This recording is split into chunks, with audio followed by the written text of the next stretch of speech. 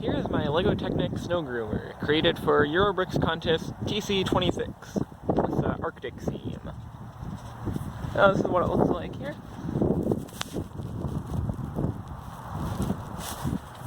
Got a Technic figure driving, custom sticker on the chest, different cargo there. We've got a crane arm here that has a hook attachment on it right now, got a magnet in the bed. Also has a little gas generator simulated. There's a chain that can run between the engine and the generator bit of it. Snow brush there. So the model is driven by a Power Functions XL motor through a subtractor, which works just fine. We got planetary hubs on the front sprockets, which works nice. We've also got an inline 3-piston engine back here that works while it drives. We've got torsion bar suspension in the tracks.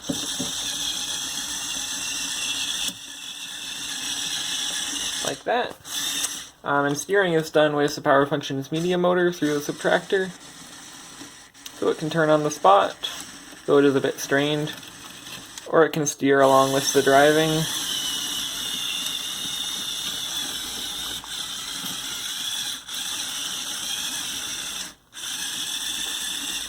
Now for a snow driving test.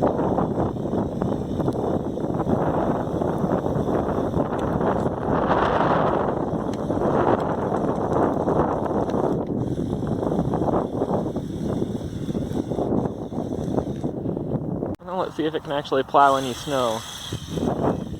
Oh, not too bad. But now we've run out of direction.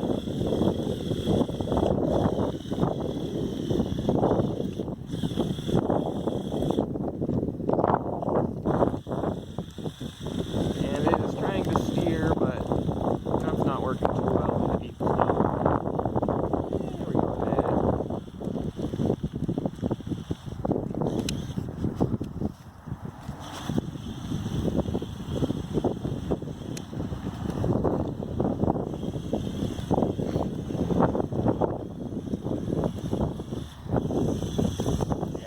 I think that's about all it's going to get in this kind of snow. Lighter stuff it might be different, but any kinds of snow, and I'm only going to film it in one. So here's the view from the underside. You can see the XL motor running the lower differential here, and the medium motor for the subtractor is sitting above there and runs a differential above it, which then runs these two gears in opposite directions for the steering. But anyways, that's not why I'm underneath here.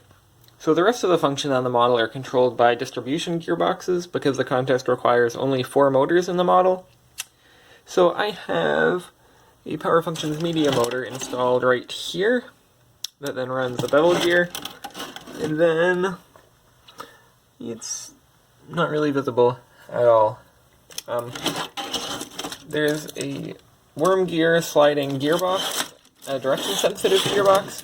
So if the motor runs one direction, it will run one output, and if the motor runs the other direction, it will run a different output. So when I run the motor forward on my switch, it runs this little mechanism here.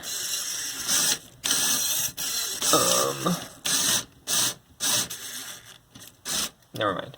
That will not work right now because of other reasons. So when I rotate it the other direction, it simply rotates this wave selector here, which has 4 different outputs. So those outputs are for rotating the front blade, lifting the front blade, rotating the crane arm, and running the functions on the rear arm. So if we get it into this gear here, it's going to be running the functions on the rear arm, which are done by a different gearbox. This second distribution gearbox is controlled by that same shifting motor, but running in reverse. So when I rotate it here, we've got these gears here that operate this eccentric that moves this turntable up and down. So from a different angle, it works like that. And that,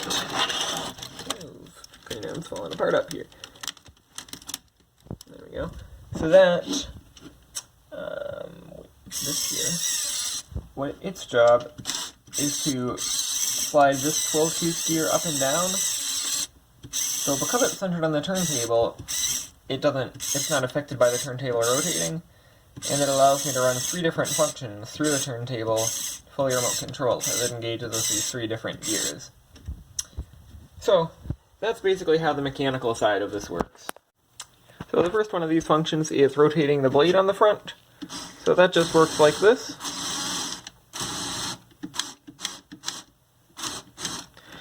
And if we spin it around, we can see the mechanism for it, which is fairly simple. We've just got this worm gear that runs a lever front and back and pulls that 5L suspension arm to move that.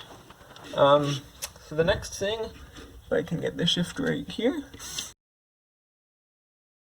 There we go. It sometimes takes a bit of time to find the right gear. So it's just lifting the blade here via this small linear actuator.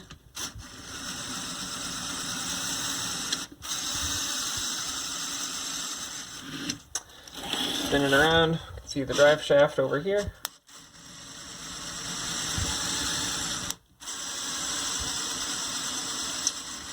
So that's that. So with the crane lifted a bit, I can show the third gearbox function, which is crane arm rotation, which is perhaps a little faster than it should be, but not too fast, I don't think. And it's got unlimited rotation, which is always nice.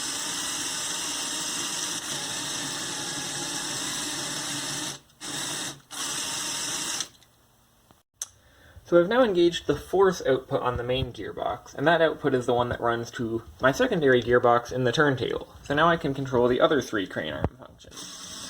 So the first one is just lifting the first joint with a large, or a medium now, I guess, linear actuator. We're catching ourselves on the back of the machine, so that's not going to work. So that can go all the way up there. Now we can shift into a different gear. Now we can run the second joint of the crane arm.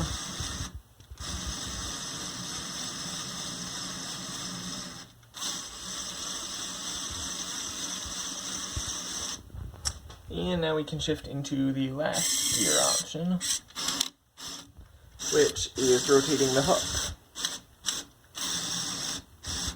So that, well, it's not a very typical function for a Lego model.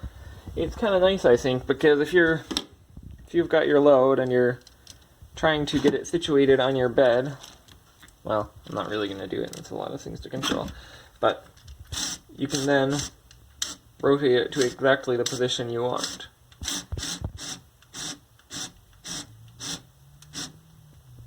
So then, let's see, we can now go to that there. Let's say we want it facing a different direction.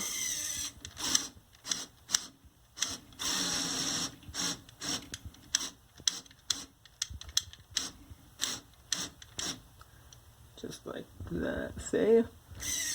Then, oops, wrong control. Can set it down there.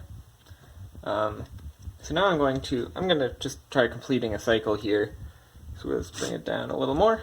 Now I am going to use my other gearbox, try to find my position for crane arm rotation. Nope, that's not the one. Not that one, it might be this one. Yep. So, get that out of there. Push that back where it's supposed to be. Now we shift back to my crane arm functions. I can lift back up.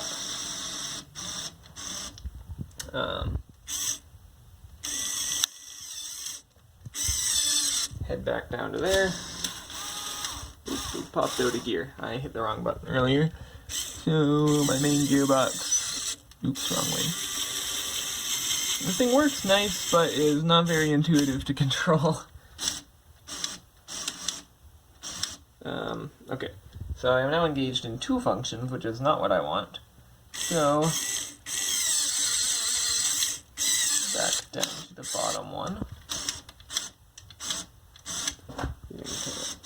Bring the arm back in. Then we can run the main gearbox. Rotate my crane arm back around. Then back down to there.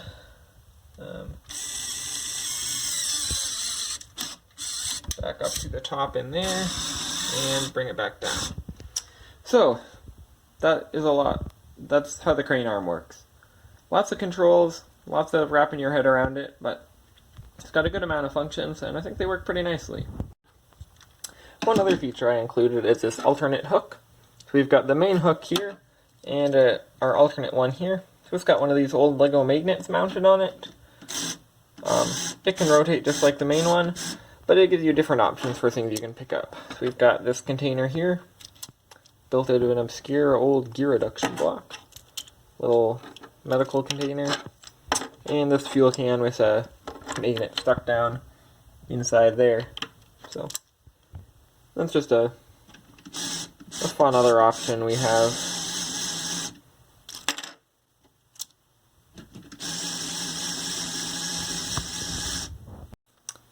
I have to say I'm quite pleased with how this model turned out. I think the look is pretty good, even though it's a pretty simple bodywork. I think the use of bright colors gives it a cool little look. Kind of cute, kind of cartoony almost. Just kind of just the right yellow parts to make as much of it yellow as I did, so that was satisfying. I think the driving and steering performance is satisfactory, not amazing. Could have been better with just direct drive, but I wanted to include the subtractor, so I'm fine with that. And then the gearbox system, I think, is the most complex distribution gearbox setup I've ever built, and I'm pretty happy with how well it worked in practice. The crane arm is maybe not ideally engineered. I'm a little bit, I don't know, I'm fairly inexperienced at building crane arms, but it worked alright, I think. And even if it looks a little big, it's, I don't know, looks fine to me, works fine.